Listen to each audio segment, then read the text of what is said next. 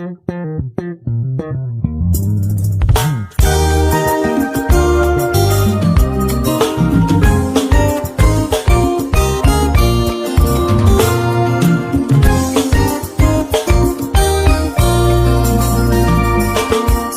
s'était donné.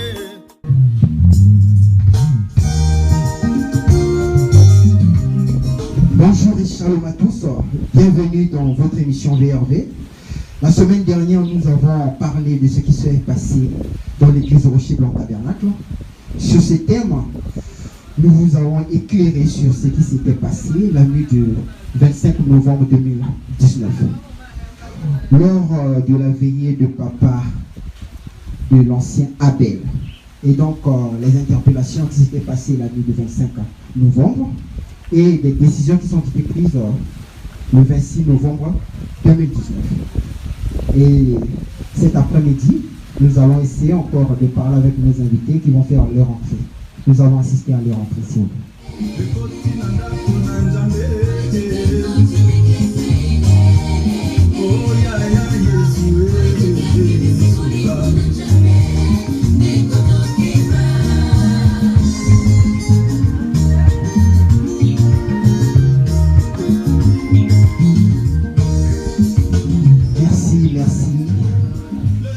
Toujours dans le même registre pour ce nouveau numéro, nous allons parler cet après-midi avec nos invités à la lumière de la parole de quelques points qu'on n'avait pas pu trancher faute du temps.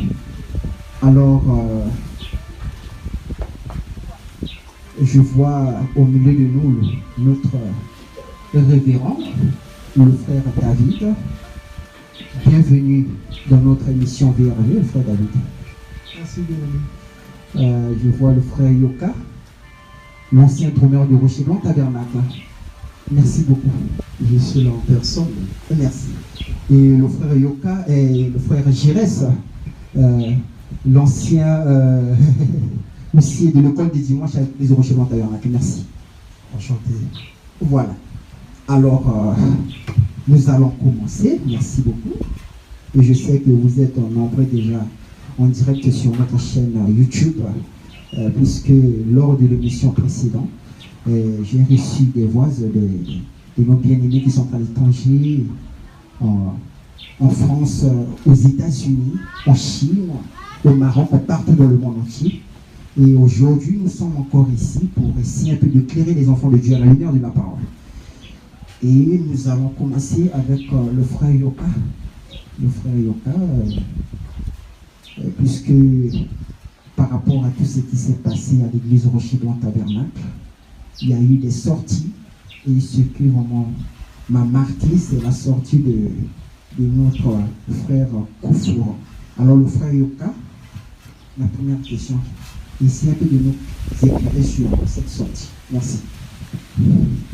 Merci. Avant de commencer, tous ceux qui sont en train de nous suivre en direct, je dirais shalom aux enfants de Dieu. Et comme notre journaliste essaie de dire, alors je tiens ici à la démission de frère Florent, frère Florent. Donc, les enfants de Dieu doivent savoir qui était le frère Florent au sein de l'église Rocher Blanc Tabernacle. Oui, allons-y. Lorsque nous avons eu des problèmes, alors frère Bonhomme me dit que quand il y a des problèmes, vous ne devez pas quitter l'église. Et lorsqu'il y a des situations dans l'église, cela ne concerne pas seulement le pasteur ni les diacres. Tous nous sommes concernés. Alors, ce qui était vraiment regrettable, il y a eu des frères qui se sont mis à l'écart et ils sont arrangés du côté du pasteur. C'est ce qui était un peu vraiment décevant. Donc, c'est comme s'il y a eu deux camps. Oui, automatiquement, il y a eu deux camps opposés, antagonistes. Oui. C'est-à-dire ceux-là qui ont été derrière les anciens. Donc, je ne dirais pas derrière les anciens, c'est-à-dire derrière la parole.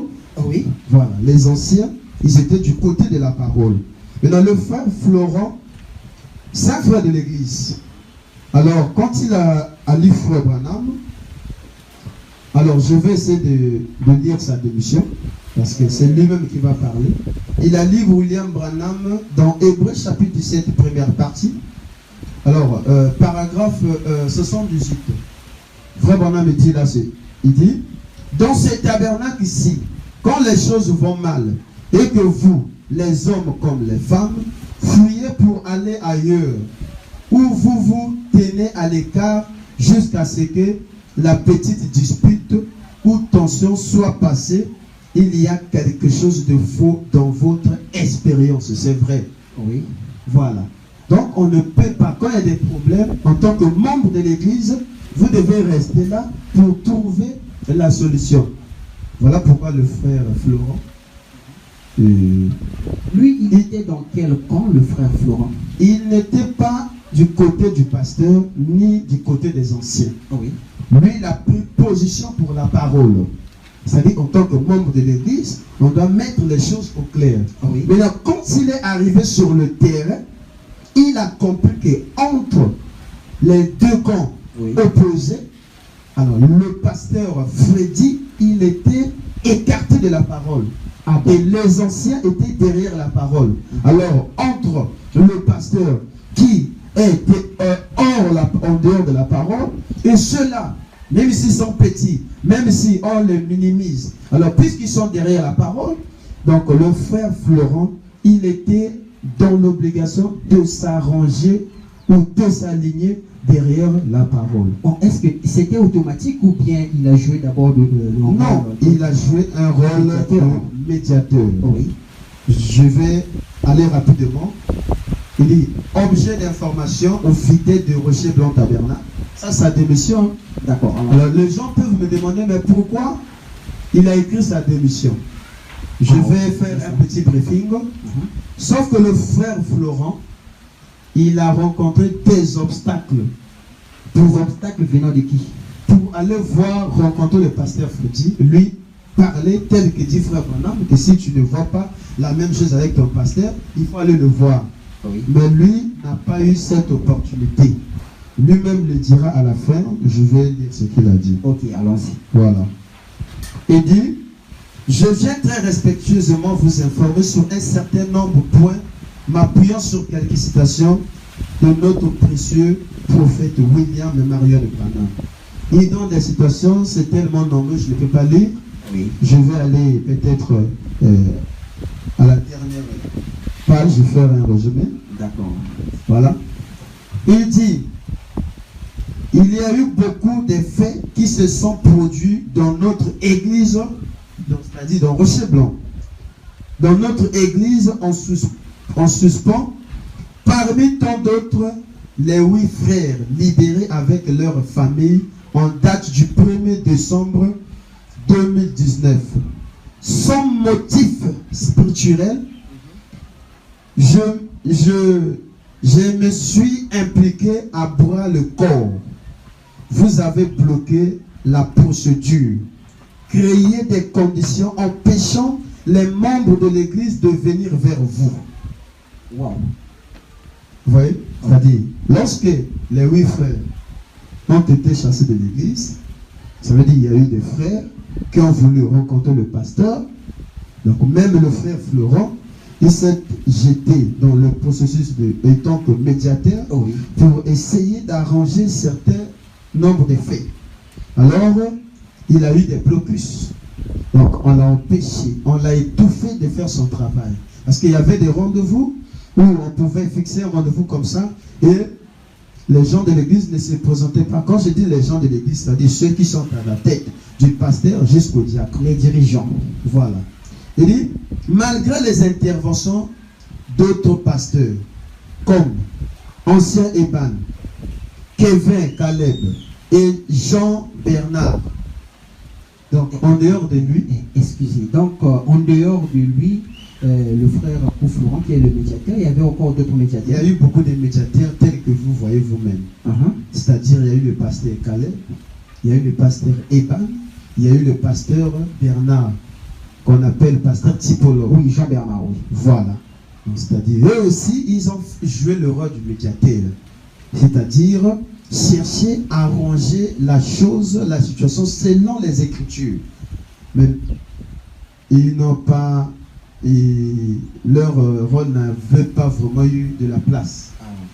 Donc ils ont trouvé des obstacles. Le pasteur Eban est venu prêcher. Il a prêché pendant beaucoup de temps à l'église.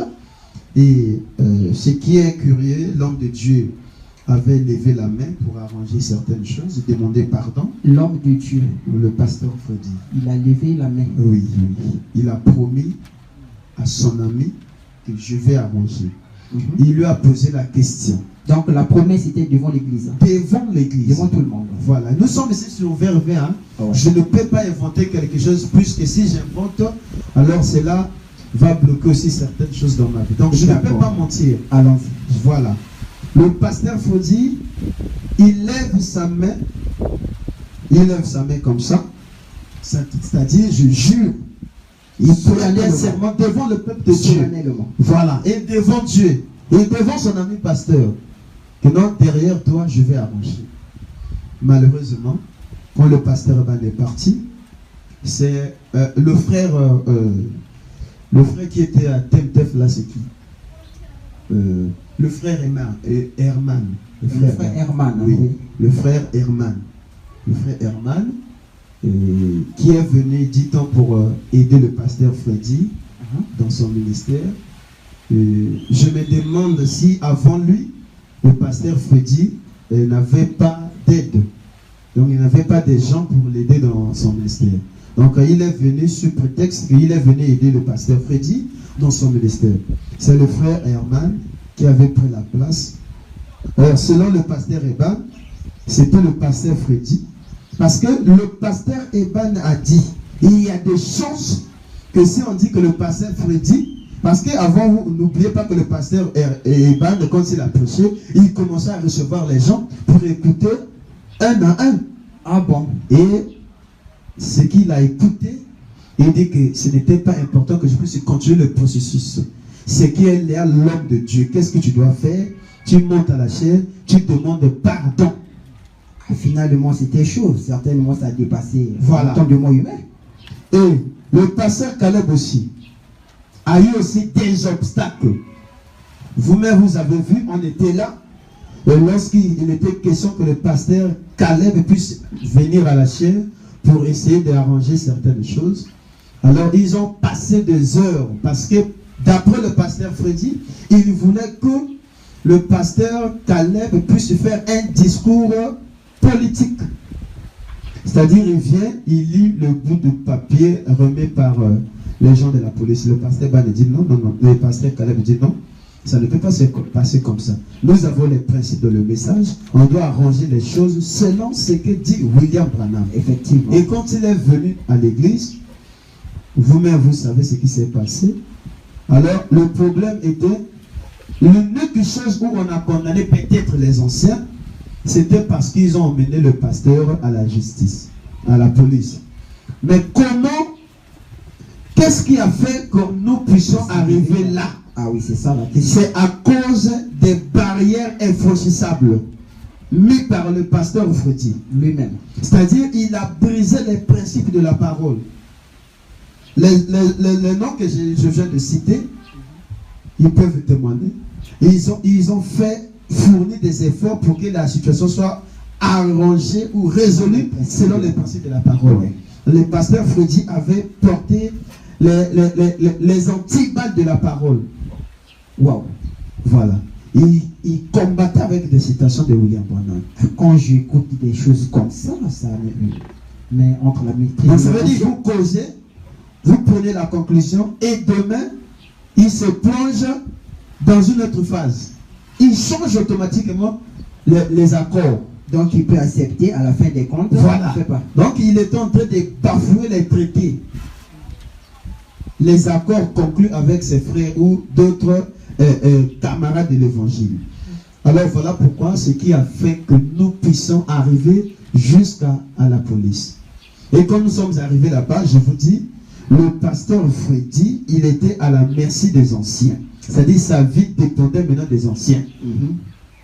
Il y a même, parce qu'on n'avait pas préparé, sinon on devait mettre la voix du pasteur Freddy lui-même, comment il est en train de demander pardon. Ah bon. Et mettre la prédication qu'il a prêchée à l'église lorsqu'il était question de demander pardon. Donc, on va voir si c'était la même chose. C'était des idées antagonistes, totalement opposées. Voilà, je continue. Il dit, sur ce, j'annonce ma sortie de l'église Rocher Blanc Tabernacle. Que cette sortie ne soit pas objet de rancune. Gardons les bonnes relations. Que Dieu vous bénisse.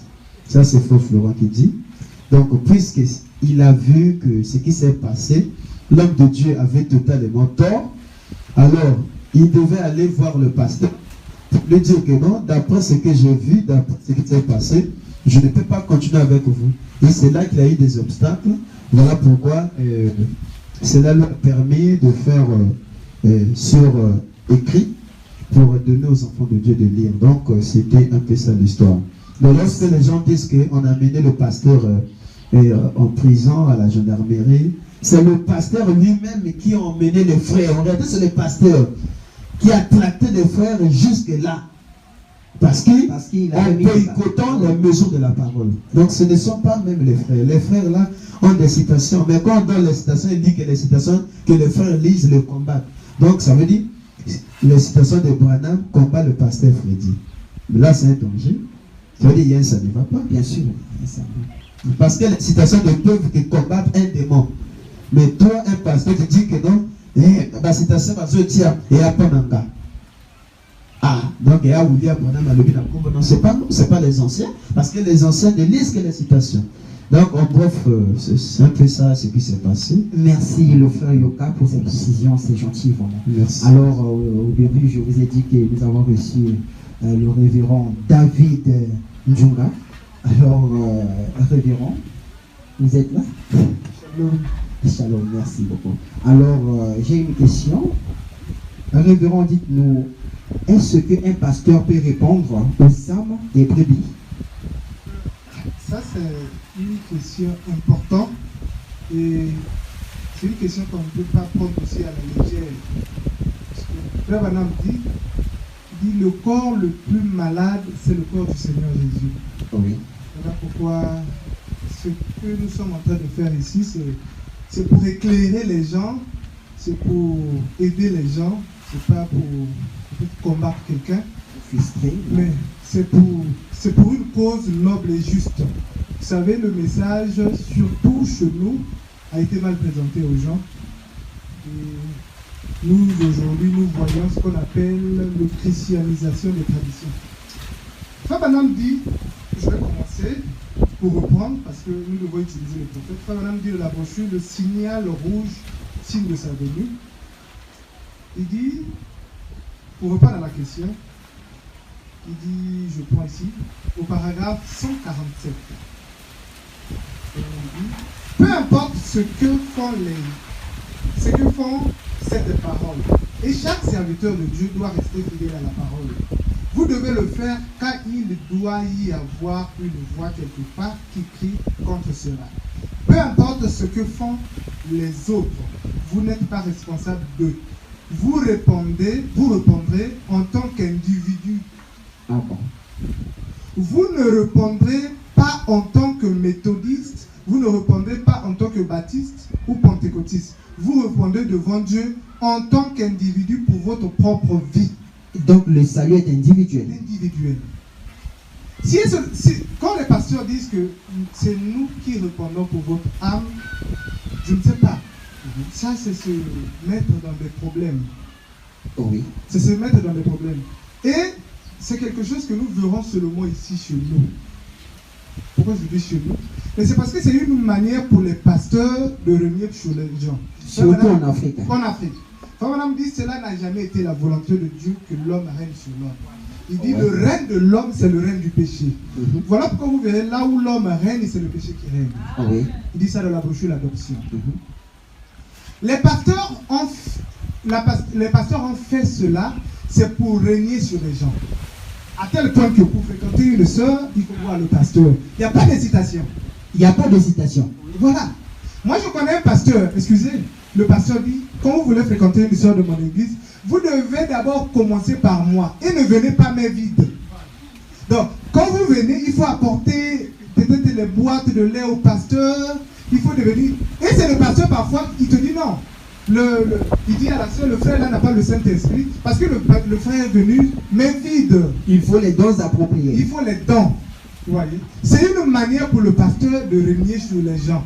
Ah, mais c'est grave. Il dit non, c'est moi qui le fondais pour vous. Moi, je vous connais tous. Je sais qui a le Saint-Esprit, qui n'a pas le Saint-Esprit. On ne sait pas s'il a un jambe-mètre pour connaître. Non, le Saint-Esprit, frère Madame dit, celui qui a le Saint-Esprit se tiendra à la parole. Ah, ça. Alors, si je me tiens à la parole, mais je dois, pour faire quelque chose, je dois voir de la parole. Bien sûr. Aujourd'hui, dans le message, on nous demande, pour fiancer une soeur, il faut aller faire les examens prénuptiales.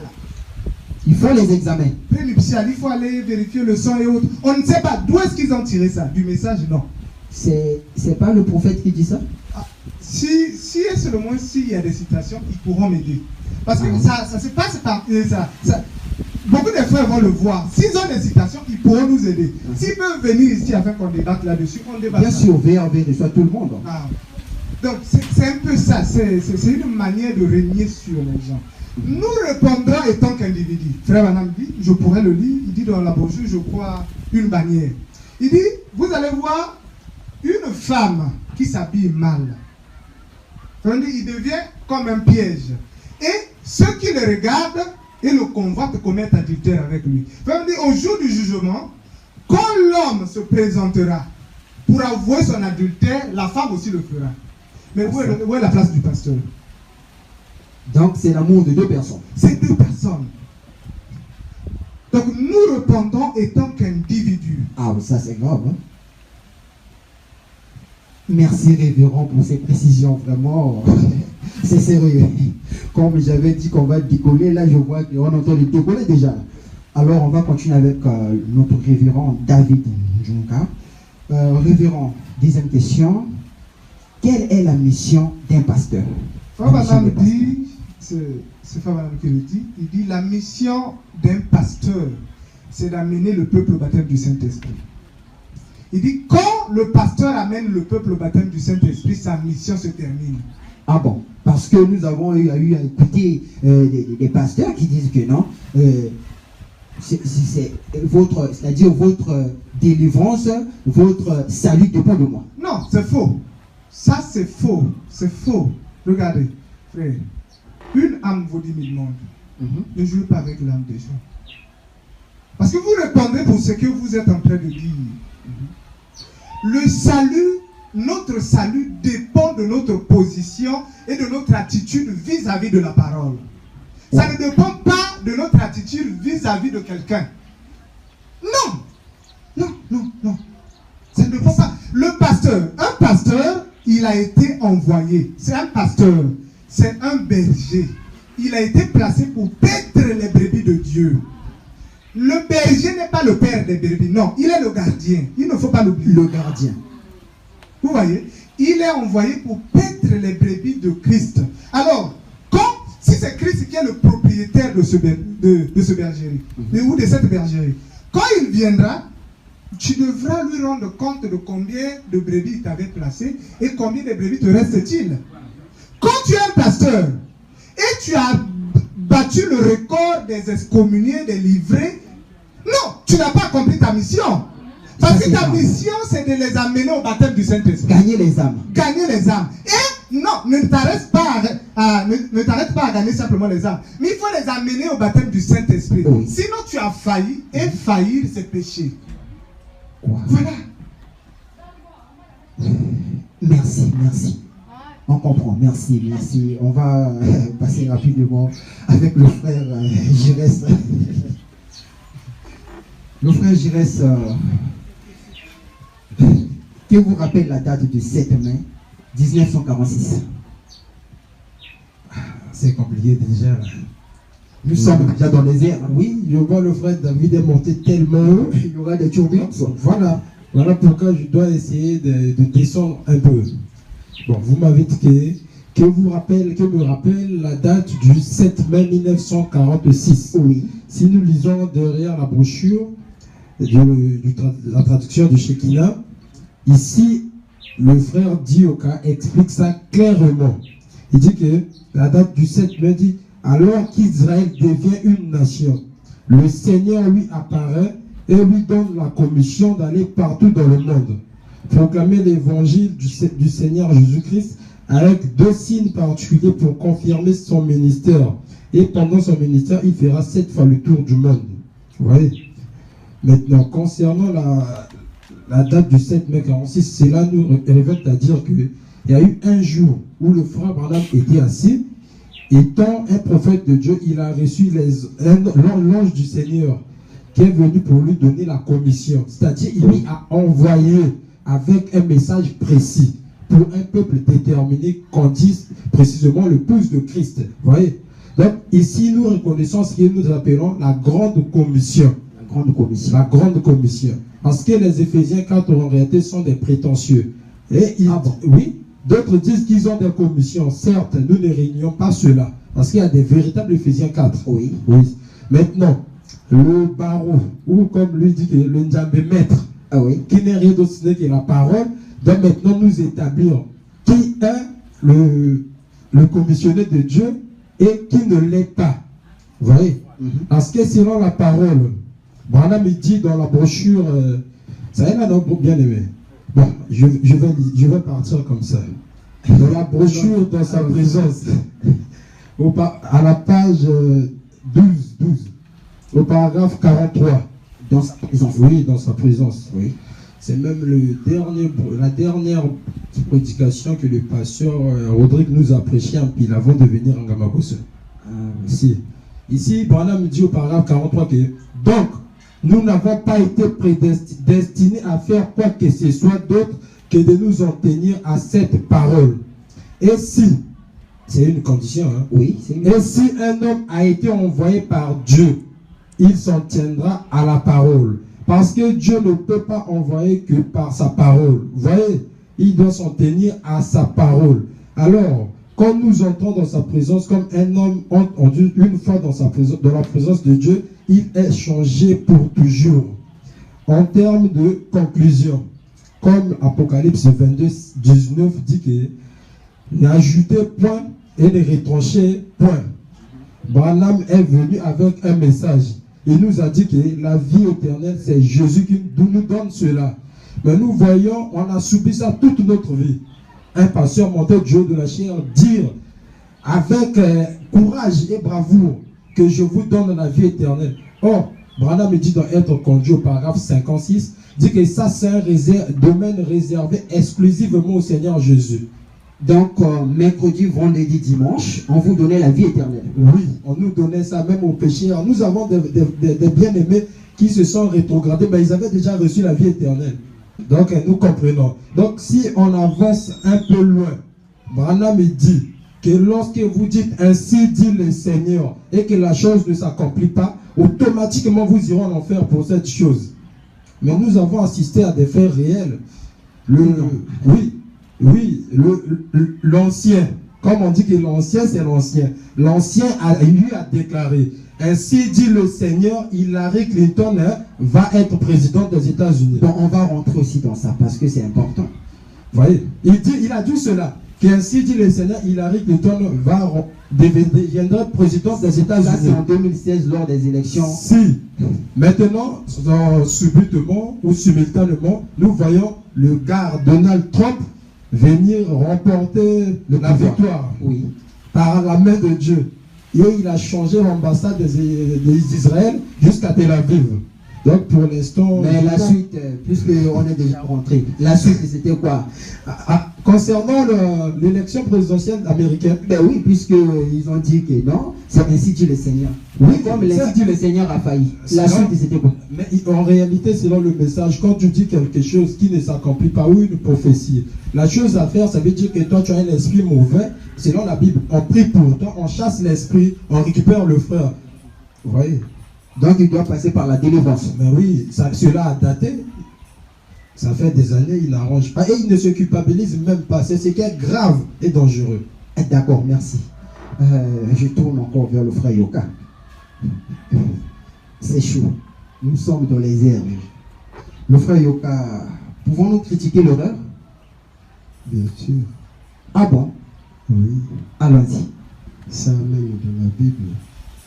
D'abord, lorsque la Bible dit dans Matthieu 18 que si ton frère fait quelque chose de mal, il faut aller le voir et tu le parles. Vous arrangez la situation. Lorsqu'on vient arranger, on ne vient pas pour te dorloter. On vient te dire ce que tu as fait. Frère, c'est pas la parole. Oui, frère, moi je t'ai fait telle et telle chose, vous me pardonnez.